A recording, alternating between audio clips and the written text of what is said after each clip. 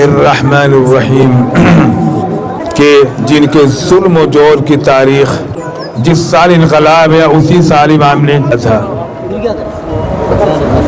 امام دنیا کے مسلمانوں کے بارے میں یکسر طور کو دیکھا تو آپ نے صدائے احتجاج جاری تھا کہ جس کی مثال اللہ تعالیٰ علیہ نے دو اہم نعرے جانتی ہے، وہ نعرے ہلکے نہیں ہیں. اسلامی سیاست دا ایسا ہو، پہلا نعرہ کیا لگایا تھا آپ نے؟ اسرائیل کو نابود ہونا چاہیے کی بات جس زمانے میں رہی تھی، اس زمانے میں امام خمینی اسرائیل کو صفحہ ہستی سے مٹ جانا چاہیے. یہ آج بھی الفاظ اسلامی ممالک اسرائیل کو گودوں میں پال رہے ہیں. بہترین طریقہ کیا ہے؟ مصنوعات ہیں سب کا بائیکاٹ کر دو. پوری دنیا میں اس کی کمپنیاں پیسہ بائیکاٹ کر دو تو اسرائیل بیر جان خالی مذمتی بیان جا دنیا کا ہر مسلمان ایک بالٹی میں بہتا چلا جائے گا. اسرائیل نہیں مانا تھا.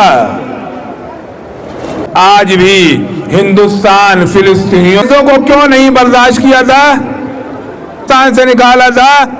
چونکہ وہ ہندوستانی ہے کہ چاہے سرکار ہو، چاہے وزیر ہو، غیر مولانا ہو، ٹیچر ہو، انجینئر، کان پکڑ کے ہٹاؤ تو تاکہ اس کے اوپر عدالت کر گئے. پوری دنیا میں ظلم کی مذمت ہو رہی ہے، پوری غلط ہو رہا ہے. 50,000 لوگوں کا قتل عام غلط ہے، آگے نہیں ہے.